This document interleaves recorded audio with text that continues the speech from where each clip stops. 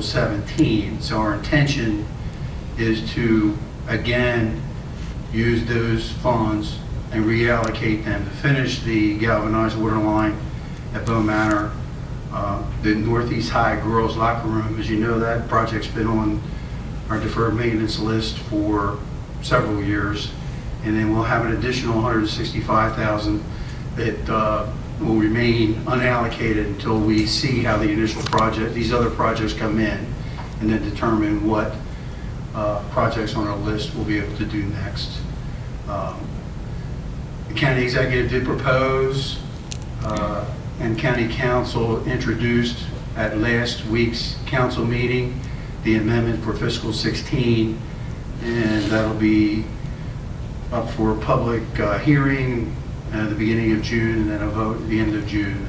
So what we're asking you to do tonight is to approve the fiscal 16 amendment portion, and then we're providing information that will be coming forward as soon as fiscal 17, the fiscal 17 budget's approved. We'll be coming forward with the remainder of the amendment to do the 17 projects. Board, do you have any questions about this initiative? This was actually supported by the county executive as we looked at trying to find a way to reduce the deferred maintenance, of which we're all very concerned. We really appreciate the level of cooperation from the county in this regard.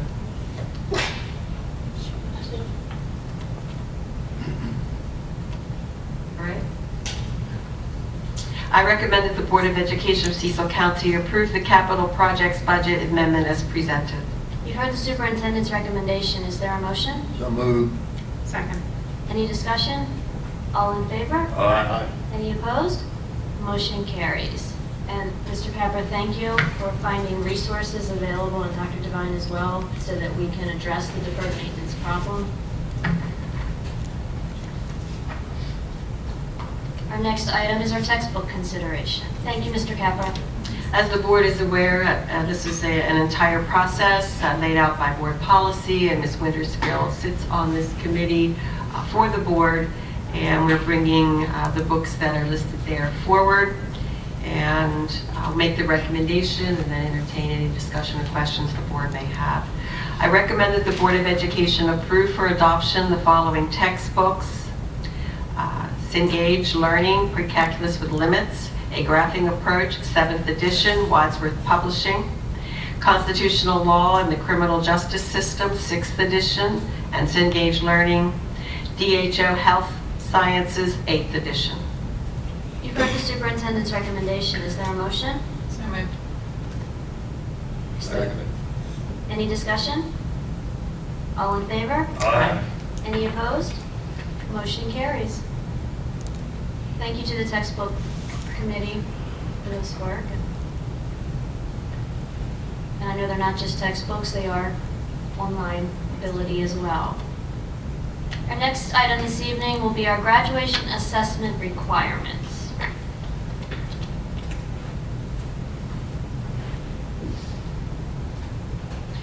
Just want to bring the latest to the board's attention. This was as of last week.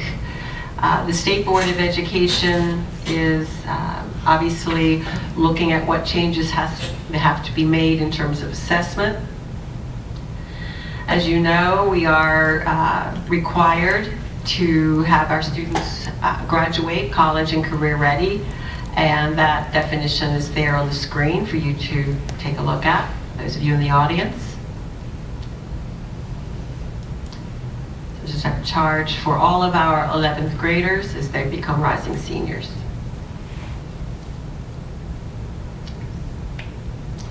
And so we are under a new set of assessments for English 10 and Algebra 1, the PARCC assessments. And what the state board had to figure out is what would be the passing scores. Both of those tests will be required for graduation. And they will join the current high school assessments for biology and government. So the scores in PARCC are 3, 4, and 5, with 4 and 5 being the designation for college and career ready. The state board, understanding that this is only the first pass at this test with new standards and curriculum, have adopted a phase-in approach. The ultimate goal is to get every student to a score of 750. But in 16 and 17, when students are required to participate, first-time test takers, and pass these tests, the phase-in score will begin at a 725, which is considered level 3. So the last 2 years, participation only was required as we go to a new test and it's thoroughly validated. And this next plan goes into effect with the next school year. And there's the phase-in. So for years 16, 17, a passing score will be 725. For the school year 17, 18, it will move to a 733. You can see how that progresses through 741 and finally a score of 750 in the 2019-20 school year. They, you have, in order to be, should students struggle with that test, there will be, again, a combined score option and bridge projects. So once the student is unsuccessful, they can begin to work on a bridge project that demonstrates competence in the subject. But the student must have a second failure, because unsuccessful the second time, before they may use a bridge project in order to qualify. Not very different from what we currently have in terms of high school assessments as they currently stand. And these just give you the sense of what has to happen in order to be able to participate in the bridge plan for academic validation.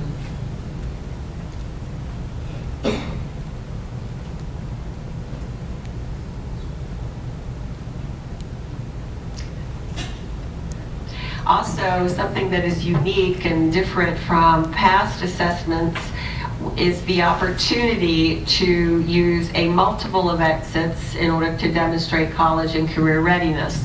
So you can either be successful on Park English 10 and Algebra 1, or you can exit through the gate of a successful score on the SAT in an advanced placement math or English course. You can see the other Park tests as well, a combined score, which we'll talk about in just a moment, a bridge plan, the ACT, or we do not offer the IB, the International Baccalaureate in Cecil County, but some Maryland counties do have that option as well. So students may demonstrate that they are college and career ready through a variety of exits. And just as they have for the current testing, you can, your two scores on your English and math can combine for a passing score on the Park test. And you can see how that combined score increases as well during the 4-year period.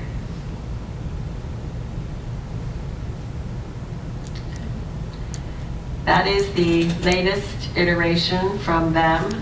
And we, Maryland superintendents, had an opportunity to talk with our interim state superintendent at length last week on this information and have a pretty good handle on what is going to be required. Can I ask if we know the math, the Algebra 1 or the Algebra 2, in previous years students took the HSAs. What is the comparison between the scores? Because I honestly, I knew the information and I don't know the answer anymore. But are the scores comparable? I mean, I know the tests are not comparable. It's apples and oranges. But are the scores? There's been work done to relate the HSAs, the current, with the new Park. And I have that information that I can share with you. Does anyone have any other questions? Two things that come up for me with this. First, the question about advanced placement, SAT, any of the fee-based tests.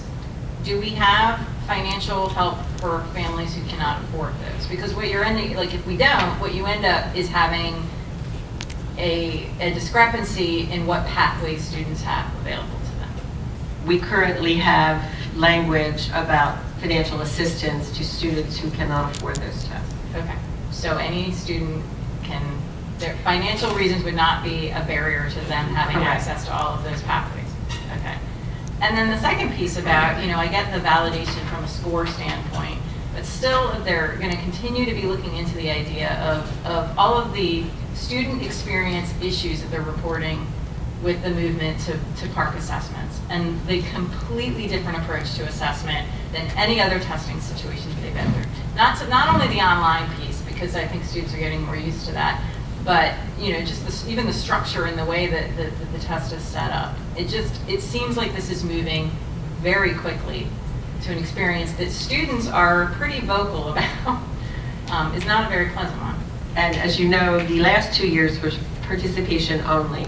And students, it will be first-time test takers next year. But the state board has said publicly that they reserve the right to slow this down if they believe that there are problems with the test validity or they're out of sync with all 24 LEAs. Because as you go across the state of Maryland in county school system, the resources are quite different. Absolutely. School systems on the Eastern Shore or to the west of this state are very different resources than what you have in the center of the state in Montgomery County. So they are very aware that some of the smaller systems, and we sort of fall in the middle, are going to have a harder time reaching this mark. So they have reserved the right to take a look at it as it progresses year by year. This is not set in stone. But they felt like they had to set the highest mark. They want everybody to be reaching that college and career ready for at the end of their high school careers. That's the goal. Absolutely, and then I think that our adopted state standards and the curriculum that the county has come up with to meet that is really moving us in this direction. But mine is just much from a pure testing standpoint about it's not the standards that we're holding the students to, and the standards that I think, quite frankly, they're doing a good job towards achieving, but that we're not setting them up for this just a really difficult process to get through in order to demonstrate their success. It's a change, and our students are still in the pipeline.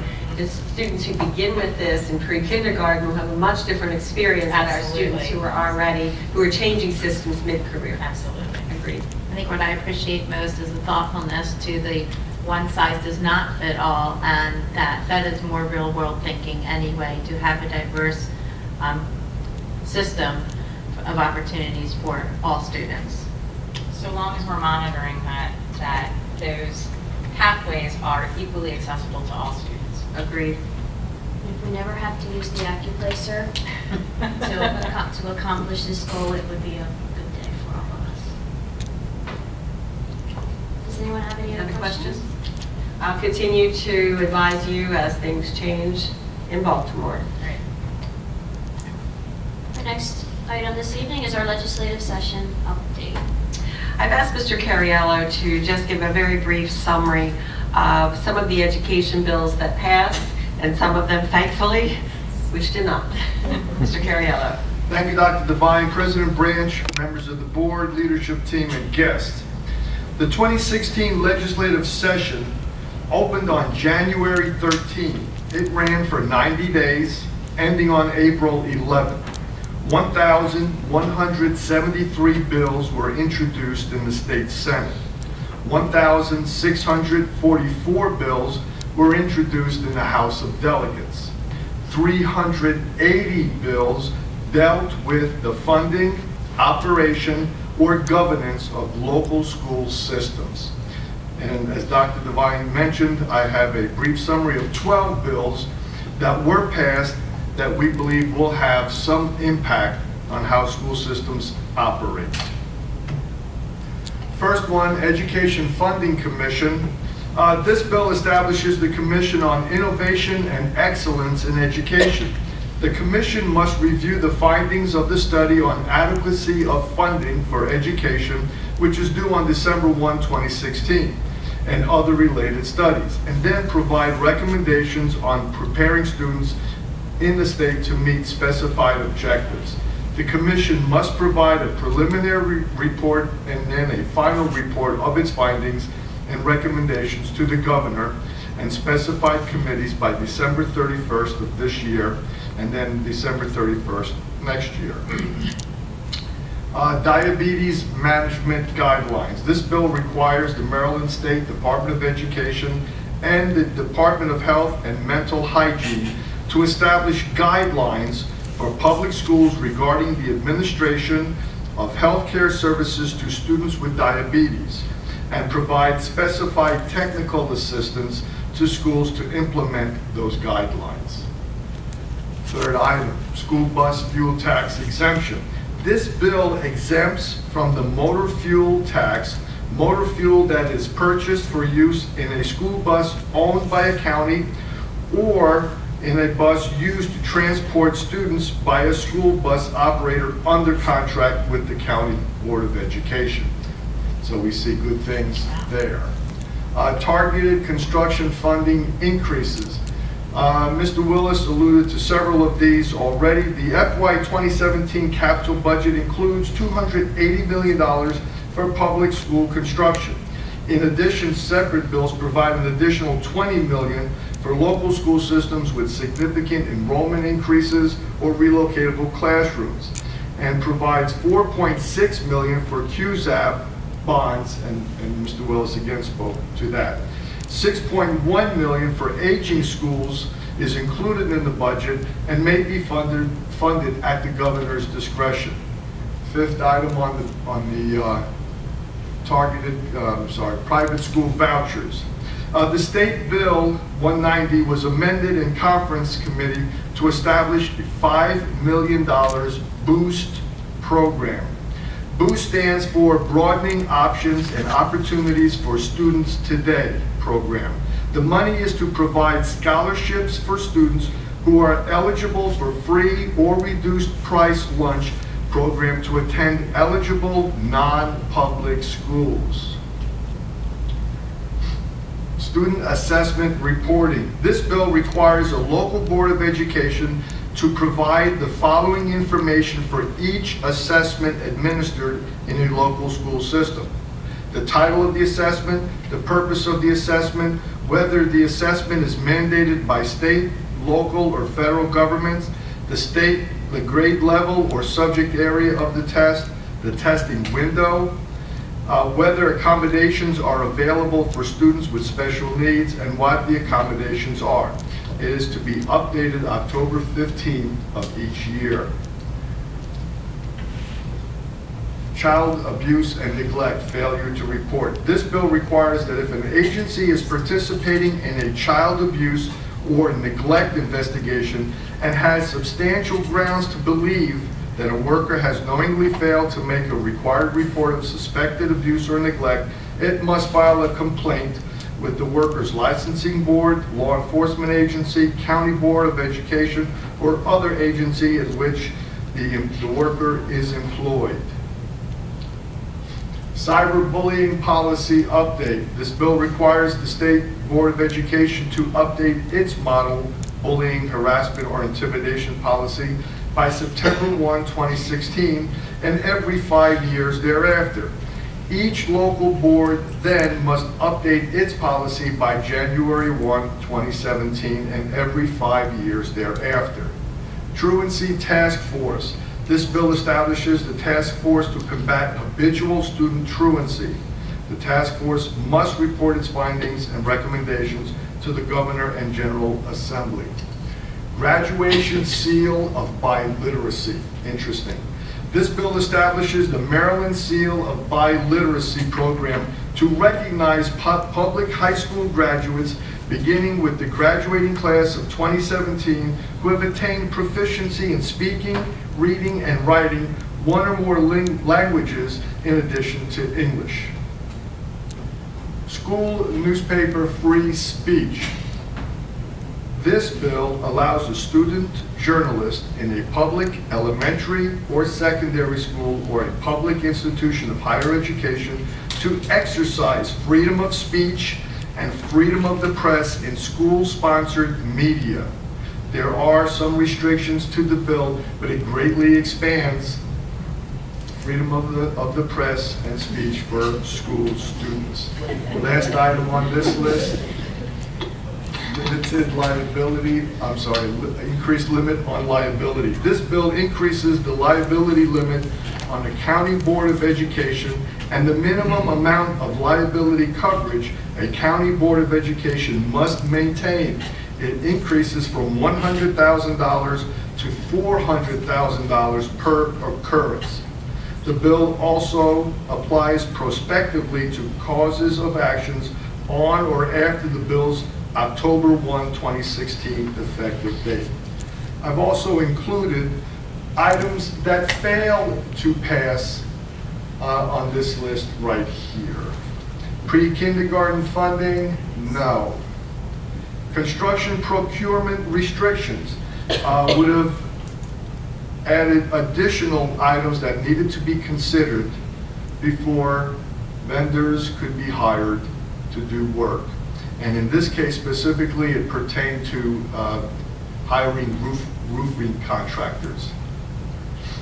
Cap on student assessments, no. Handgun permits for school employees, no. School bus seatbelt mandate did not pass. Body camera public access restrictions, no, it did not pass.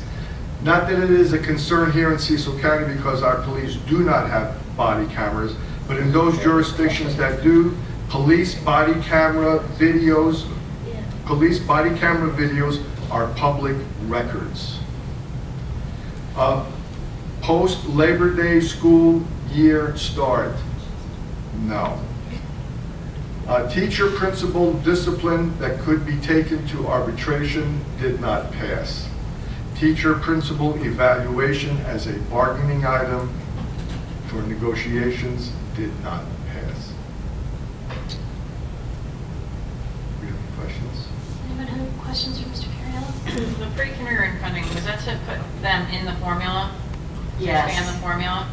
And that is, it's not that they don't believe that they should do it. They can't afford to do it because I think 4 years ago, the cost was over 90 million to do that statewide. They just don't have the Right. appetite for it. They've edged it a little bit forward. More children participate in some locations, but you know, they really do need to make it per pupil. But Right. But, yeah, but doing it all at once like that is be some sort of phase a in. task, yeah. I can say that in Baltimore County, we tested the safety belts on buses, and it was just a disaster. You know, when you put a kid in the safety seat in the car, how long it takes? Think of a bus driver with 10 or 15 first graders going around making sure every kid's in the safety belt right. Or then some kid stands up, the belt didn't click, and the seat belts were cut off, and the buses have a great safety record. They are very high. When cars hit them, they go underneath the students 90% of the time. I mean, it sounds like a no-brainer, they should have safety belts, but it just is not. Much more complicated than it Much more appears, complicated. yes. Does anyone have any questions or comments? The funding legislation, you may be more familiar, it's sort of being tagged as Thornton 2. Yeah. And for diabetes management, and that's just putting out like best practice guidelines because they fall under 504. We're already in compliance with that. Right, absolutely, yeah. The original bill was more prescriptive as to what schools were to do. This was more of a compromise bill. They wanted us to train volunteers. We maintain that we have school nurses who are trained professionally for this role, and that's, so we were opposed to Right, that. and that, you know, and I know that schools work very closely with each student to assess their individual Absolutely. needs, to what extent extended staff are trained and things like that as well, so. Mr. Curiel, thank you for that It's a update. very busy session. Our final item this evening is our upcoming events. Dr. Devine? And as the board can see there on your calendar in front of you, we will be enjoying the BPAC Partnership Recognition Breakfast, 8 a.m. on May 24th. That is at the New School of Technology. And as I mentioned earlier, the STEM and Project Lead the Way Capstone Gallery Walk is May 25th at Elkton High. It's always a wonderful evening, very inspiring to take a look at what students have done in these projects. The Memorial Holiday, we will be open, as you know, May 31st. We are making up an inclement weather day. And then we have 2 meetings in June, basically to handle recognitions and to act on the budget once the county council acts on theirs. And then, as I indicated, our last day of school is the 9th, with graduations being held the 9th and 10th. I'd like to invite the board to the annual custodial awards that we have been lauded for statewide, that we do recognize our folks who accomplish great things, and that's June 14th at Dr. High. Dr. Devine, can I ask that for the capstone walk and for our high school graduations, that our county executive and county council members get sent invitations, Certainly. please? And I'd like to extend an invitation to my fellow board members to go to North Bay on Friday, the Cherry Hill Middle School 8th graders. In the rain, you know you want to. What time is it? They're there all day. I can send you the info if you want to join me. Any other questions on the upcoming calendar? It should be a very busy May and June. Hearing none, we are adjourned. To our guests, thank you very much for joining us this evening.